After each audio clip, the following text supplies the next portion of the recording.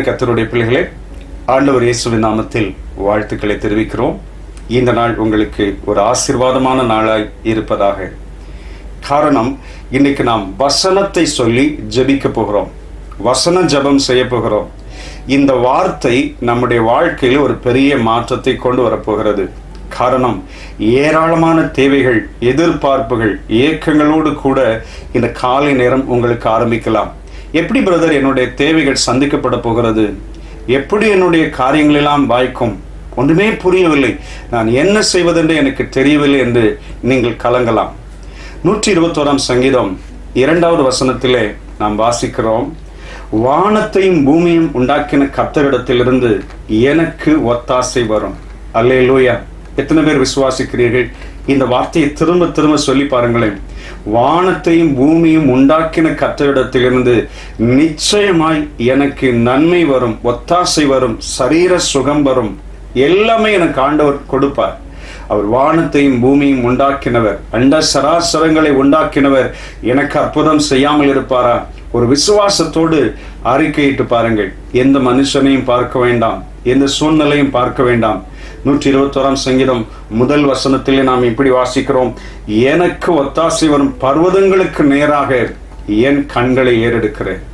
நம்முடைய பிரார்த்தனை, நம்முடைய ஜெபம் எல்லாம் நம்மை உண்டாக்கின தேவனாகிய கர்த்தருடைய சமூகத்தை நோக்கி மாத்திரம், வானத்தையும் பூமியும் உண்டாக்கின கர்த்தருடைய சமூகத்தை மாத்திரம் நாம் நோக்கி பார்த்து இந்த வார்த்தையை சொல்லி சொல்லி அறிக்கையிட்டு ஜெபிக்க ஜெபிக்க ஜெபிக்க கர்த்தர் இயற்கைக்கு அப்பாற்பட்ட அற்புதத்தை செய்வார். காரணம், 124 சங்கீதம் கடைசி வசனத்திலே வாசிக்கிறோம், நம்முடைய சகாயம் வானத்தையும் பூமியையும் உண்டாக்கின கர்த்தருடைய நாமத்தில் உள்ளது.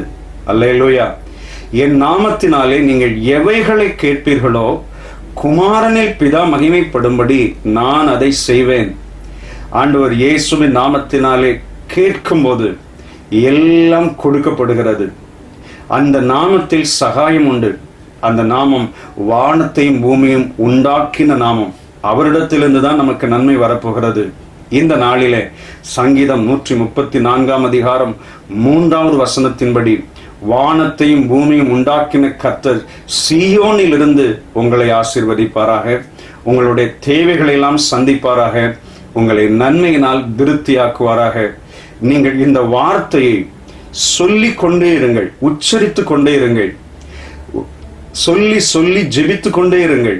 நிச்சயமாய் இந்த வார்த்தை உங்கள் வாழ்க்கையிலே நிறைவேறும்.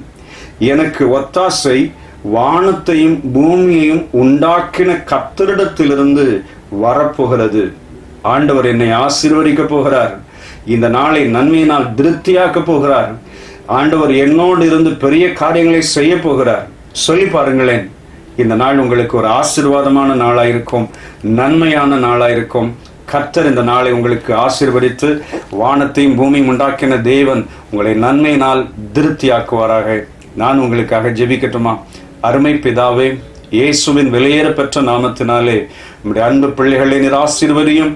வானத்தையும் பூமியும் உண்டாக்கின கர்த்தர் நம்முடைய பிள்ளைகளை நன்மையினால் திருப்தியாக்குவீராக.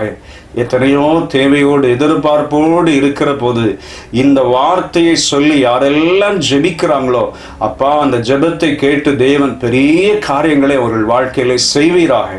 உம்முடைய நாமத்தை உயர்த்துகிறோம். இயேசுவின் வல்லமையுள்ள நாமத்தில் கேட்கிறோம் பிதாவே. ஆமென், ஆமென். God bless you.